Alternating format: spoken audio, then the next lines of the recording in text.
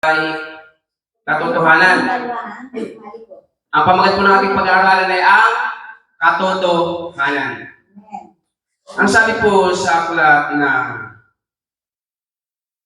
Juan 8:32, ang sabi po ay ganito. Juan 8:32. Makikilala ninyo ang katotohanan at ang katotohanan ang magpapalaya sa inyo. Alam naman po natin, mula sa simula pa, karamihan po sa atin at halos lahat ay namulat po sa hindi katotohanan. Namulat po sa kalikuan. Sino po sa inyo dito pinanganak na mabait? Ano po? Yung laging katotohanan ng anak. Diba? Ang bata, isilang, tapos nung simula na siyang maglakad at natututo na kung magsalita, kahit hindi mo po turuan, iyan po talaga yung nalututo ng kalokohan. Bahagi alam magsalita, yung ibang bata, marunong lang magmura. Ano po? Natutuwa pa minsan yung ibang magulang, kaya mas tutoy. Nandiyan na. Ano baga? Ano? Kahit hindi po turuan ng bata, habang lumalaki, ay natututo minsan ng kalikuan. At kalimitan, iyan po ay natututunan niya sa kanyang paligid. Tandaan niyo po, mas may influensya po yung nakikita ng tao sa kanyang paligid. Kahit sabihin mo kung sino ka, kung hindi naman nakikita ng tao, hindi po sila maniniwala. Pakatatandaan niyo po yan. Kahit kung ano at ano man ang ating sabihin sa kapwa natin, pag hindi po nila nakikita sa iyo, hindi po sila maniniwala. Pag sinabi mo kaya mo yan, hindi naman nila nakikita ang nagagawa mo, hindi po sila maniniwala. Kahit hindi ka po magsalita, pag ginawa mo, maniniwala po sila. Ganun po yung tao, ganun po yung bata habang lumalaki. Kahit hindi turuan, natututo. Bakit? Kasi nakikita sa kanyang paligid. Tignan niyo yung mga bata, naglalaro minsan, inum-inuman. Nakita ko nag-inom-inuman sila, nagtutungit-tungitan sila, tapos ay nagsisiga-siga niyo po sila. Wala lang siya sabu kasi siguro hindi. Kasi ang sabu hindi pwedeng lantat eh. Nakatago yan eh. Ano po? Agay-pagay, nasabi ng bata. Ano po? Bakit? Dahil nakikita nila sa paligid. At minsan, yung anak na bunso, yung anak na maliit pa, ay inuutusan pa ng magulang, anak, habang nagiinom, bili ka nga ng alak. Grabe, ano po? Anak, bili ka nga ng sigarilyo. At pag lumaki, papagalitan ng magulang. Kaya yung anak ko itong manigarilyo. Kaya yung anak ko itong mag-inom. Tignan mo, ang lakas ng loob magtanong ng magulang. Kanina daw natuto. Samantalang siya, pag dinadalaw ng mga barkada niya sa bahay, ay talaga nag-iinom siya sa bahay. Huwag ko na tanongin yung bata, nakikita eh. Diba? At minsan nga nautusan pa eh. Minsan sa mga tindahan, kapag ako ay nakakakita po ng bata na bumibili ng alak, talagang gusto-gusto po sitahin. Opo. Kaya lang, wala po ako sa kapangyarihan para malita eh. Pag ako naging mayor, talagang bawal dito ang bumibiling bata ng alak. Pit-pit ang kamay ng magulang. Ano po? Pag lang magpag, ay hindi naman yata mangyayari. Ano po? Ipanalangin lang natin na yung mga magulang ay makakilala sa Panginoon. Bakit? Kasi kung ano nakikita ng bata, ginagaya ko yan. Diba? O yung anak ko nga minsan ay, yung anak ko si Samson, nagpapasok daw po siya. Pag tinanong ko, paano po siya paglaki, magpapastor daw po siya. At siya talaga magpapastor. Siya po ang mamana sa ating posisyon. Bakit? Dahil tayo mga tao namulat sa mga kalikuan. Ano po? Marami po tayong minana sa ating mga ninuno. Yung dalawang hapon na ninuno natin, kilala niyo yun? Si Haka-Haka ni Kuro-Kuro. Yung mga ninuno natin, ano po? Maraming mga itinuro sa atin na mali. Mga Kastila na mali. Mga Banyaga na mali. Ano, namulat, di ko ba namulat tayo na tayo ay sumasamba sa mga santo? Sumasamba tayo sa mga ribulto? Palakihan pa ng ribulto. Pagdating sa simbahan, palakihan ng ribulto, pagandahan pa ng ribulto, dahil yun daw ang Diyos. Papasanin mo yun, mag-ano kayo, mag-puprosisyon, pasan-pasan mo yung Diyos mo. At ipinagmalaki mo ang Diyos mo, gawain mo sa nara. Medyo maganda-ganda. Gawa sa iba, no? Yung iba gawa naman sa chok. Naalala ko nung bata pa ako, ay may communion sa school. Uso po yan dati sa eskwelahan. Mayroon kaming santo ninyo eh. Talagang, buha ko. At dadalhin ko sa kiyal at aking ano ba yan? Papabinditahan. Abay, nung paggawa ko sa braso, napiplas yung braso ng Diyos ko. Abay, ang Diyos ko pala gawa lang sa chok. Napiklas. Anong gagawin ko dito? Sabi ko, wala na, si Putol na. Ang lupit. Pero nagising po tayo sa ganong paniniwala na dapat po natin iyang igalang at sambahin. Sabi naman ng iba, hindi naman natin sinasamba eh. Ano? Sabi sa Bible eh, huwag paglilingkuran. Di ba? Hindi na po sinasamba yung pupunasan mo, tapos luluhod ka sa harapan. Malapit po yun. Luluhod ka sa harapan at hihingi ka ng tulong, samantalang yung iyong linya ng tulong, yung nakapako lang sa dinding. Mamaya lumindol yan at palaglag, tamaan ka sa ulo niyan. Sisiguraduhin kong siya pa ang magbibigay sa iyo ng kapahamakan. Ano sabi ng Bible? Ano po?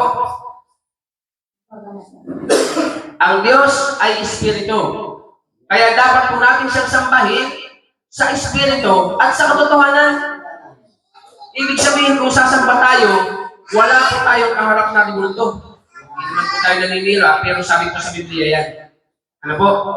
Wala po tayo nakikita ng ribulto. Ang sabi nga sa Bible, kung nanalangin ka, pumasok ka sa iyong silid, isarado mo ang iyong pintuan, at kayo lamang ng Panginoon ng Diyos ang nagkakaunawaan. Opo, ang Diyos po ay Espiritu sabi sa Biblia. Hindi po siya kahoy, hindi po siya bagay, ano po, ang Diyos po ay Espiritu. Kaya ang gusto ng Diyos, sambahin po natin siya sa Espiritu at sa katotohanan. Bakit sinabi sambahin sa Espiritu at sa katotohanan? Kasi marami pong tao mapagkunyari. Po, marami. Maglalakad yan, simula dyan, hanggang doon, kakanta, nananalangin, may dala-dala. Bakit? Para ipakita sa kapwa niya. Kasi naka-Diyos. Di ba? Pupunta sa simbahan yan, luluhod yan, mula pintuan hanggang altar. Maglalakad yan ng panahon. Bakit? Para ipakita sa kapwa niya na siya ay nananalangin. Yung iba naman simbahan, pupunta sa altar, pagdating ng offering, papakita talaga kung magkano kanyang offering. Bakit? Para makita, siya nagbibigay. At kapag hindi na pagbigay, nalalamig ka na. Kapatid nalalamig ka na. Ano po? Ang sabi po sa Bible, ang Diyos po ay Espiritu. Dapat po natin siyang sambahin sa Espiritu at sa katotohanan. Ngunit dumarating po ang panahon. Salamat sa Diyos dahil tayong lahat na mula sa kasinungalingan ay muling iminulat ng Diyos sa katotohanan. Diba? Ang buhay ko noon, pag-isip sa umaga, bisyo. Sugal, alak, sigarilyo, yan. Siyempre, kakambal ng buhay ko ng gitara. Gawa ng pag walang gitara sa inuman, walang kasiyahan. At sino mang mahawak ng gitara sa inuman, siya ang bida. Maniwala po kayo, hindi masaya ang inuman pag walang kantahan. Yan. Matagal pong malasing pagka may gitara, ay matagal pong malasing yung gitarista. Nalilipasan ng tagay. Okay na sininyan. Wala nang kakanta.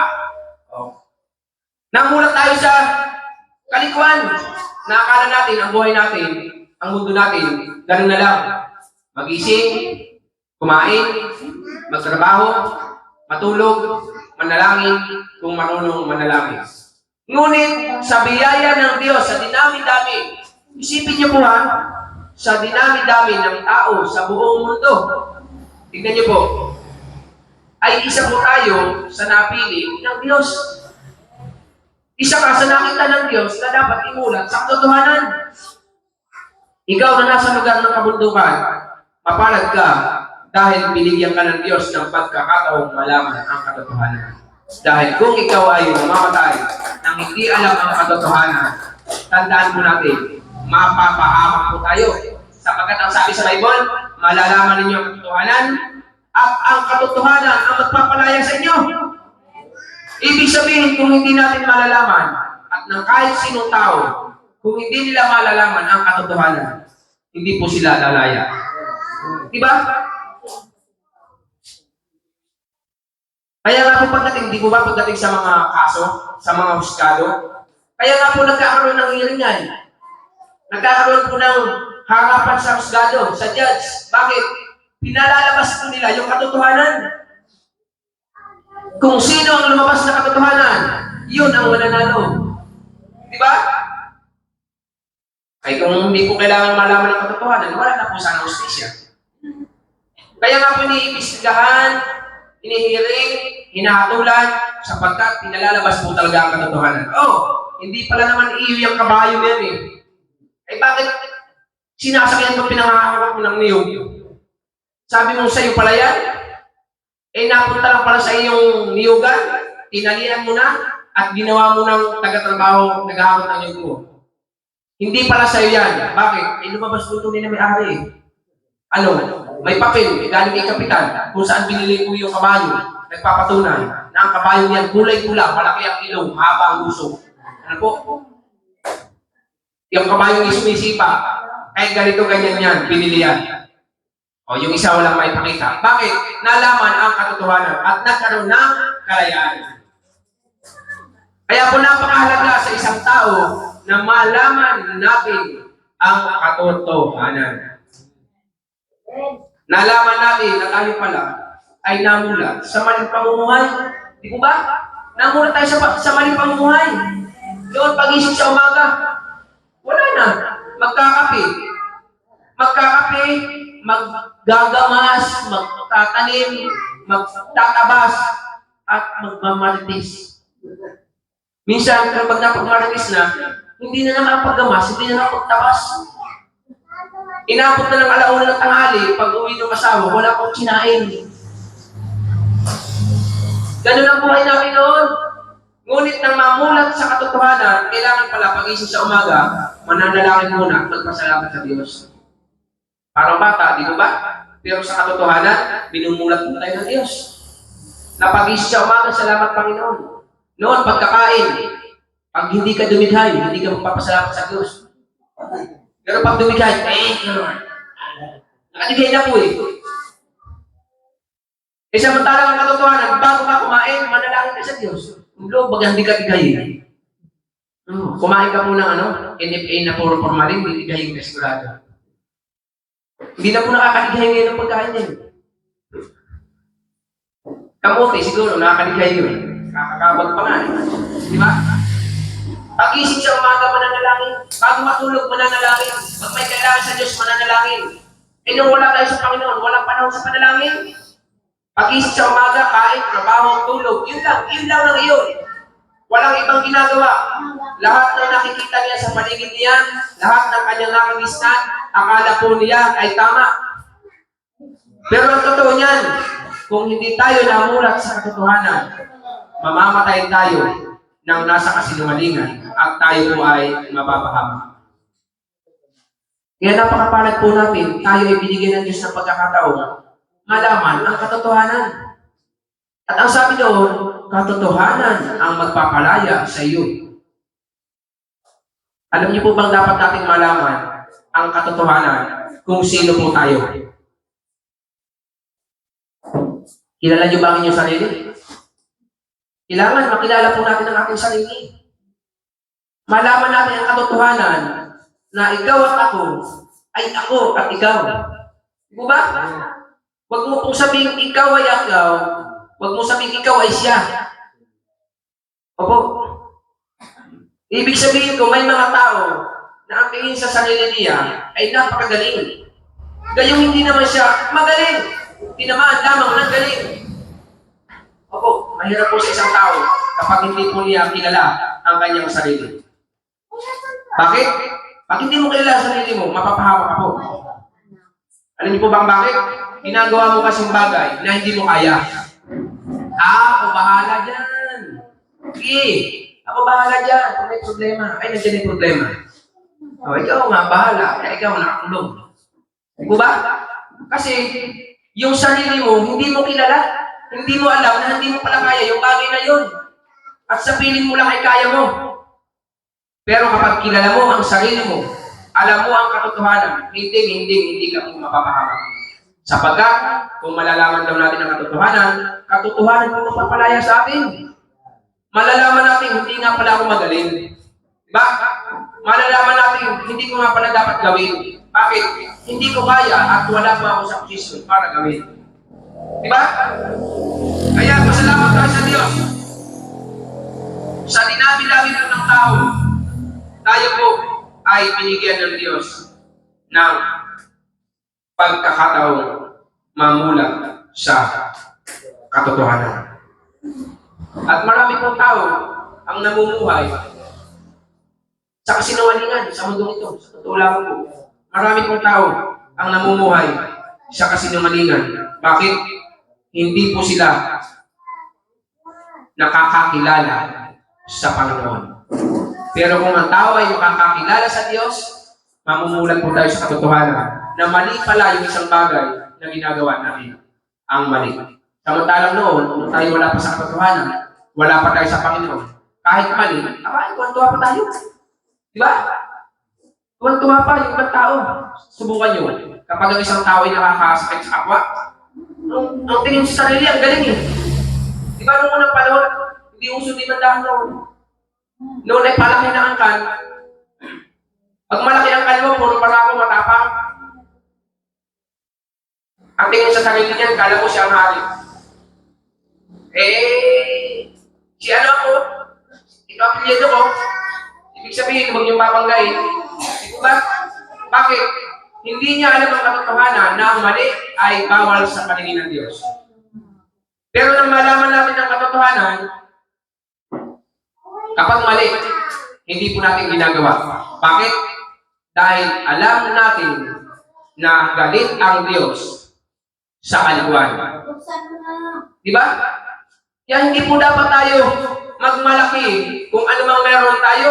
Magpasalamat po tayo sa Diyos dahil sa kabila ng lahat, binigyan po tayo ng Diyos ng pagkakataong malaman po ang katotohanan sapagkat katotohanan ang magpapalaya sa bawat isa sa atin.